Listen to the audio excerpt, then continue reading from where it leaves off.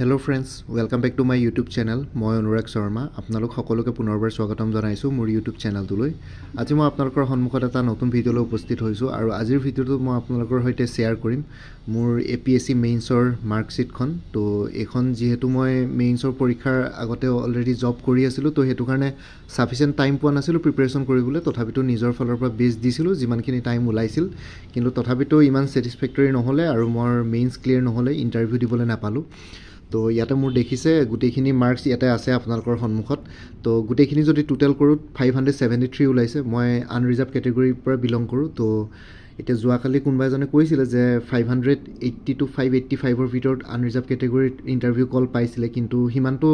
marks sufficient নহয় তো মই अराउंड 10 মাৰ্কস 15 মাৰ্কসৰ কাৰণে ৰখি গলো ইন্টাৰভিউ কল পোৱাৰ পৰা কিন্তু তথাপিতো হিমানটো মাৰ্কস সাফিসিয়েন্ট নহয় ফাইনেল সিলেকশনৰ কাৰণে কাৰণ আপোনালোকে ভাইভাত বা পাৰ্সোনালিটি টেষ্ট বা ইন্টাৰভিউত কিমান মাৰ্কস পাব হেতু ক'ব নোৱাৰে তো হেতু কাৰণে আপোনালোকে আউট অফ 275 এতিয়াতো অলপ কমালে বাৰু 180 মাৰ্কস মান কৰিলে এতিয়া নতুনকে কিন্তু এবাৰ যেটো লাষ্ট টাইম 275 মাৰ্কস আছিল 275 ৰ ভিতৰত 150 পৰা 150 ৰ ওপৰলে পালে মানে ডিসেন্ট মাৰ্কস বুলি কোৱা হয় ইন্টাৰভিউ তো अराउंड 150 নম্বৰ মান পাম বুলি আশা ৰাখিব পাৰিছিল ইন্টাৰভিউত যদি ইন্টাৰভিউ কল পালোহেতেন কিন্তু তাৰ কাৰণে अराउंड 650 প্লাস স্কোৰ কৰিব লাগিছিল তো মই अराउंड 573 স্কোৰ কৰিলো তো হেতু কাৰণে अराउंड 75 মাৰ্কস 80 মাৰ্কসৰ পা হেখিনি বস্তু বাদ পৰিলে আৰু মই যদি 650 মান স্কোৰ কৰিলো তো হয়তো ইন্টাৰভিউত যদি 150 160 পালোহেতেন 800 প্লাস যদি থাকিলেন হয়তো কোনবা এলাইড সাৰ্ভিসেছত হলেও লাহেকে নিজৰ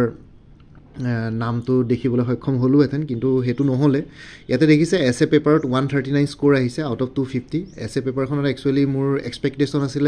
अराउंड 150 টু 160 কাৰণ মই ভাবিছিল যে এখন এসএত 125 মাৰ্কস কে আছিল দুখন এসএত তো 125 ৰ ভিতৰত মই अराउंड 75 টু 80 মাৰ্কস কে এখনত এক্সপেক্ট কৰিছিলো কাৰণ 17 টা পেজ লিখিছিলো আৰু যোনখন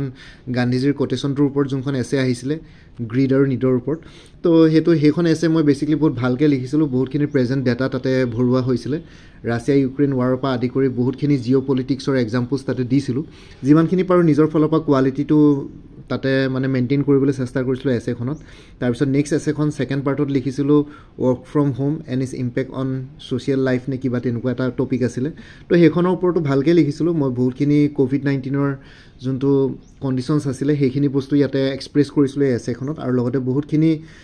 ষ্টেটিষ্টিক্যাল ডাটা আৰু লগতে বহুতখিনি স্কিমছো ইয়াতে শেয়াৰ কৰিছিলো এসএখনত তাতে দেখুৱাইছিলো তো কোৱালিটিটো মেইনটেইন কৰিছিলো ভালকে গুটেখিনি বস্তু ভালকে মেইনটেইন কৰা হৈছিল গ্ৰামেটিক্যাল মিস্টেকো হ'ব নালাগে কাৰণ মই যেহেতু ইংলিশ মিডিয়াম ব্যাকগ্ৰাউণ্ডৰ পৰা বিলং কৰো তো মোৰ গ্ৰামাৰ্সখিনি ভালে ইংলিশত তো বেসিক্যালি গ্ৰামেটিক্যাল মিস্টেকো বহুত বেছি হোৱা নাছিল কিন্তু এসএৰ মাৰ্কসটো 139 কিন্তু বহুতে এক্সেপশনলি বহুত হাই মাৰ্কসও পাইছে এসএত তো 200 প্লাস পোৱাও মই দেখিছো 210 পোৱাও দেখিছো আউট অফ 250 ঠিক আছে তো এসএত তেনেকুৱা এক্সেপশনলি হাই মাৰ্কসও স্কোৰ কৰিছে বহুতে তো 210 200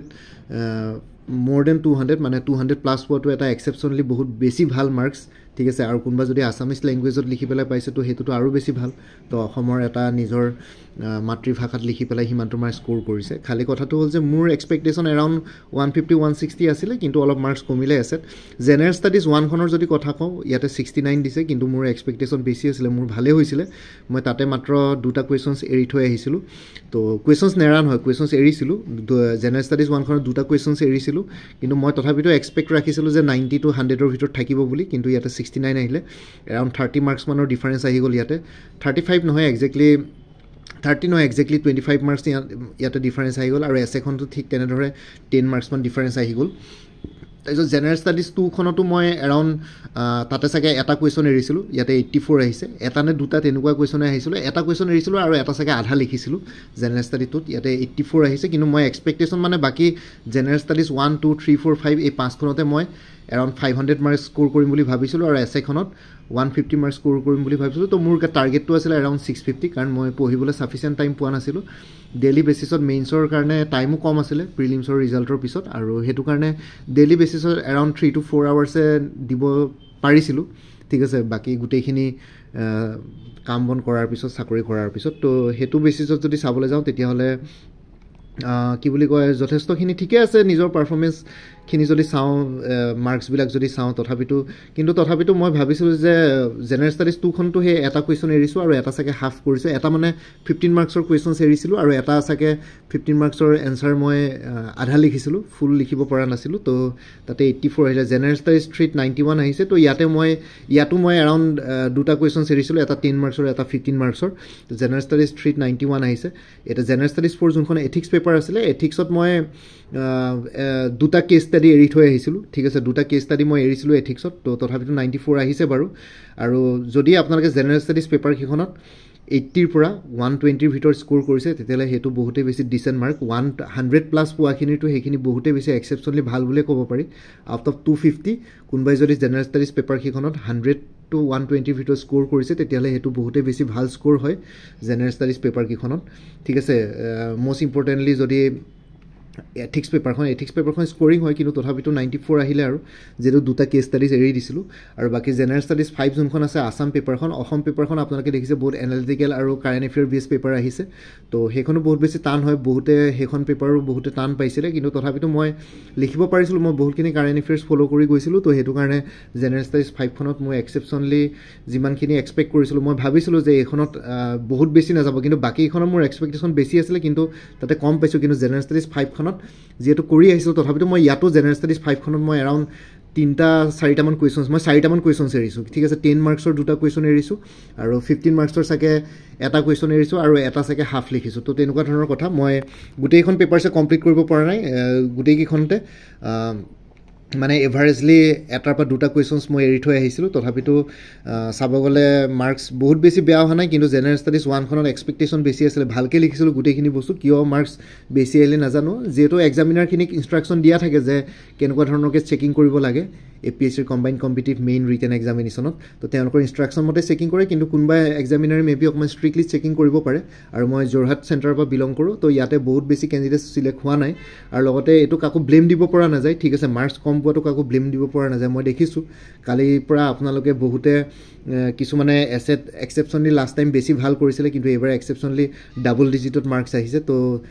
আপোনালোকে হয়তো ভাবি আছে যে কিহৰ কাৰণে আহিছে বাকী GS পেপাৰকেইখনত ঠিকেই গৈছে এভাৰেজলি আৰু বহুতে কৈ আছে যে GS পেপাৰকেইখনতো এৰাউণ্ড এভাৰেজলি এনেকুৱা মাৰ্কছ দি আছে এতিয়া মোৰ যদি ক্ষেত্ৰত চাই তো আপোনালোকে দেখিছে GS 3-4-5ত এভাৰেজলি 90+ মাৰ্কছ আহিছে GS2ত 84 আহিলে মানে 90তকৈ অকণমান তলত 80 to 90 ভিতৰত আহিলে আৰু GS1ত বহুতে বেছি কম আহিলে 69 আহিলে তো সেইটো একচুৱেলি চেকিঙৰ ওপৰত ডিপেণ্ড কৰিব কোনে কেনেকুৱাকৈ চেকিং কৰিছে আৰু লগতে আপোনালোকে দেখিছে কামৰূপ মেট্ৰ' চেণ্টাৰৰ পৰা বহুতে কেণ্ডিডেটছে পাইছে কাৰণ তাতে আৰু সেইটো এটা এক্সেপশ্যন আছে যে তাতে কেণ্ডিডেটছো বেছি ঠিক আছে অন্য ডিষ্ট্ৰিক্টবিলাকত তুলনাত তাতে কেণ্ডিডেটছো বেছি তো সেইটো কাৰণে মেবি তাৰ পৰা বেছি চিলেক্ট হৈছে তো ইয়াতে কোনো নিগেটিভিটি স্প্ৰেড কৰি লাভ নাই ঠিক আছে তো নেক্সট টাইমৰ কাৰণে ভালকৈ প্ৰিপেৰেশ্যন কৰক আৰু নিজৰ ৰিজাল্টটো লৈ ছেটিছফাইড হওক আৰু বাকী কোনোবাই যদি কিবা কাৰণত যদি ডাউট আছে তেতিয়াহ'লে RTI সহায় লওক এতিয়া RTI আছে নে নাই নাজানো বহুতেতো কৈছে উঠাই দিছে বুলি তো ময়ো ইয়াৰ আগতে এবাৰ ট্ৰাই কৰিছিলোঁ RTI কৰিব কিন্তু RTI পৰ্টেলত মানে তেনেকুৱা ধৰণৰ কোনো তেনেকৈ নাপালোঁ যে APSC তেনেকুৱা ৰেজিষ্টাৰ্ড আছে নে নাই তো সেইটো কাৰণে মই RTI বিষয়ে মই ইমান চিয়'ৰ নহয় তো আপোনালোকে কোনোবাই যদি জানে তেতিয়াহ'লে জনাওক আৰু লগতে নিজৰ মাৰ্কছবিলাক শ্বেয়াৰ কৰক কোনে কিমান পাইছে এটলিষ্ট মাৰ্কশ্বিটখনটো শ্বেয়াৰ কৰিব নোৱাৰে ইউটিউব কমেণ্টত কিন্তু তথাপিও আপোনালোকে নিজৰ মাৰ্কছখিনি শ্বেয়াৰ কৰক কোনে কিমান পাইছে মোৰ জেনেৰেল কেটেগৰীত 573 পাইছিলোঁ কিন্তু যদি মই 600 মানে 580+ যদি পালোহেঁতেন তেতিয়া ইণ্টাৰভিউ কল পালোহেঁতেন কিন্তু তথাপিতো ফাইনেল চিলেকশ্যন নাপালোহেঁতেন কিন্তু যদি 650মান স্ক'ৰ কৰিব পাৰিলোহেঁতেন তেতিয়াহ'লে সেইটো চাইডে যদি 150মান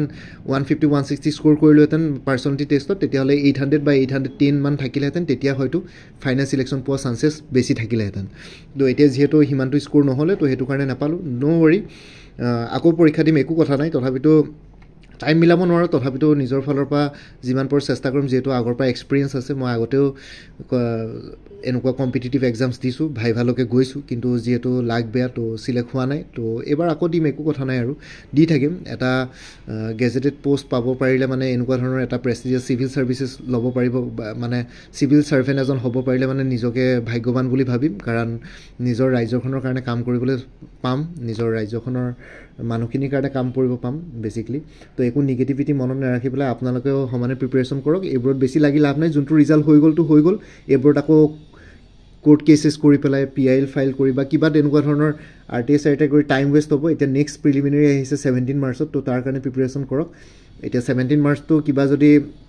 পোষ্টপন হয় নহয় এতিয়ালৈকেতো একো কথা তেনেকুৱা নাই তো সেইটো কাৰণে প্ৰিপেৰেশ্যন কৰি থাকোঁ 17 মাৰ্চ 2024 কাৰণে তো এইবিলাকত বেছি টাইম ৱেষ্ট নকৰিব এতিয়া হাই টাইম হয় তো আপোনালোকে নেক্সট টাইমৰ কাৰণে প্ৰিপেৰেশ্যন কৰক নহ'লে যদি এইটো পুৰণা ৰিজাল্টটোতে লাগি থাকে তো নেক্সট টাইমৰ কাৰণে আপোনালোকৰ প্ৰব্লেম হ'ব পাৰে তো ইমানখিনি ছাজেশ্যন দিম তো এইটোৱে আছিলে মই আপোনালোকৰ সৈতে শ্বেয়াৰ কৰিলোঁ আৰু বাকী যাৰ যেনেকুৱা ৰিজাল্ট হৈছে বা কোনোবাই যদি কেনেবাকৈ কিবা কাট অফ মাৰ্কছ জানে কেটেগৰী ৱাইজ তো জনাওক APSCয়ে মোৰ মতে কাট অফ মাৰ্কছ চাগে সোনকালে পাব্লিছ কৰিব কিন্তু এতিয়ালৈকেতো কৰা নাই তো তেওঁলোকে কৰিব পাৰে কাৰণ তেওঁলোকে ষ্টেপ বাই ষ্টেপে পাব্লিছ কৰে এটাৰ পিছত এটা একেলগে নিদিয়ে তো সেইটো কাৰণে অকণমান ৰখিব লাগিব চাগে আৰু লগতে APSCৰ কম্বাইণ্ড কম্পিটিটিভ প্ৰিলিমিনাৰী এক্সামিনেশ্যন 2023-24 কাৰণে এটা ফুল কোৰ্ছ এভেইলেবল আছে সেই কোৰ্ছটোৰ ডিটেইলছটো এই ভিডিঅ' ডেছক্ৰিপশ্যন আৰু কমেণ্ট ছেকশ্যনত দি দিছোঁ কোনোবাটো যদি ইণ্টাৰেষ্টেড কেণ্ডিডেটছ আছে তাতে দিয়া হোৱাটছএপ নাম্বাৰটোত মোক মেছেজ কৰি জনাওক যে APSCৰ প্ৰিলিমিনাৰী কোৰ্ছটো লাগে কোৰ্ছটোৰ ডিটেইল ডেছক্ৰিপশ্যন এই ভিডিঅ'টোৰ ডেছক্ৰিপশ্যন আৰু কমেণ্ট ছেকশ্যনত দি দিছোঁ আৰু লগতে এই ভিডিঅ'টোৰ ডেছক্ৰিপশ্যনটো চেক কৰিব সকলো ধৰণৰ ইম্পৰ্টেণ্ট প্লেলিষ্টসমূহৰ লিংকছ দিয়া আছে like Assam civil service Assam police service APSC allied services আৰু লগতে APSC CC 2023-24 বুলি এটা প্লেলিষ্ট ক্ৰিয়েট কৰি থোৱা আছে তাতে সকলো ধৰণৰ ভিডিঅ'ছ পাই যাব এই বছৰৰ কাৰণে আৰু লগতে বাকী ACS APS আৰু এলাইড ছাৰ্ভিচেছসমূহৰ career progression promotion salary training facilities perks and benefits কি আছে কি নাই সেইখিনি গোটেইখিনি ভিডিঅ'টোত পাই যাব এই ভিডিঅ' ডেছক্ৰিপশ্যনতে দিয়া আছে সকলো ধৰণৰ লিংকছ আৰু লগতে মোৰ আৰু এটা চেনেল আছে অনুৰাগ শৰ্মা অসম আইকিউ বুলি এই চেনেলটোৰ লিংকটো এই ভিডিঅ'টোৰ ডেছক্ৰিপশ্যনতে শ্বেয়াৰ কৰিছোঁ আপোনালোকে সেইটো চেনেলো ছাবস্ক্ৰাইব কৰি ল'ব পাৰিব চ' ভৱিষ্যতলৈ এনেকুৱা ধৰণৰ কম্পিটিটিভ এক্সামছবিলাক দিয়াৰ ক্ষেত্ৰত আৰু অলপ এক্সট্ৰা গাইডেঞ্চ পাই যায় কাৰণ সেইটো চেনেলটো মই এইবাৰৰ কাৰণে APSCৰ কম্বাইণ্ড কম্পিটিটিভ প্ৰিলিমিনাৰী এক্সামিনেশ্যন 2023-24 কাৰণে ভিডিঅ'ছ দিয়া ষ্টাৰ্ট কৰিছোঁ আৰু লগতে আৰু এটা কথা কৈ দিছোঁ APSC child development project officer Assam diary recruitment 2023 Assam cooperative apex bank assistant আৰু লগতে উইমেন এণ্ড চাইল্ড ডেভেলপমেণ্টৰ যোনটো ষ্টেটিষ্টিকেল এছিষ্টেণ্টৰ ভেকেঞ্চি ওলাইছে ৰিচেণ্টলি তো সেইবোৰৰ কাৰণেও কোৰ্ছ এভেইলেবল আছে সেই কোৰ্ছবিলাক যদি ল'ব বিচাৰে এতিয়া এই APSC কোৰ্ছটোত যোনটো মই এই APSC কোৰ্ছটোত মই যোনকেইটা লিংকছ যোনটো লিংকত মই হোৱাটছএপ নাম্বাৰটো দিছোঁ সেই হোৱাটছএপ নাম্বাৰটোত মোৰ লগত কণ্টেক্ট কৰি পেলাই সেইকেইটা কোৰ্ছৰ বিষয়ে আপোনালোকে জানিব পাৰে তো মোক মেছেজ এটা কৰি জনালে হওক যে এইটো কোৰ্ছৰ প্ৰতি ইণ্টাৰেষ্টেড বুলি মই আপোনালোকক লগে লগে পে'মেণ্টৰ লিংক দিম পে'মেণ্ট কৰাৰ পিছত আপোনালোকে হোৱাটছএপতে গোটেইখিনি ষ্টাডি মেটেৰিয়েলছ পাই যাব PDF ফৰ্মেটত তো ইমানেই আছিলে মোৰ ভিডিঅ'ছবোৰ চাই যদি ভাল পায় মোৰ চেনেলটো ছাবস্ক্ৰাইব কৰি ল'ব আৰু লগতে আপোনালোকৰ যিমানখিনি ফেমিলি ফ্ৰেণ্ডছ ৰিলেটিভছ আৰু চিনাকি এক্সপিৰিয়েঞ্চ আছে তেওঁলোকৰ লগত মোৰ চেনেলটো শ্বেয়াৰ কৰিব লগতে কমেণ্ট ছেকশ্যনত জনাব কিবা যদি কুৱেশ্যন থাকে ডাউট থাকে মই নিশ্চয় আপোনালোকৰ কুৱেশ্যনছ আৰু ডাউটছবিলাকৰ ৰিপ্লাই দিবলৈ চেষ্টা কৰিম বাকী আজিৰ ভিডিঅ'টো ইমানতে সমাপ্ত কৰি আপোনালোক সকলোৰ পৰা বিদায় দিলোঁ কাইলৈ পুনৰ এটা নতুন ভিডিঅ' লৈ আপোনালোকৰ সন্মুখত উপস্থিত হ'ম তেওঁলোকে ভালকৈ প্ৰিপেৰেশ্যন কৰি থাকক সকলোলৈ অল দি বেষ্ট থাকিলে bye and take care friends Bharat Mata কি জয় জয় আই অসম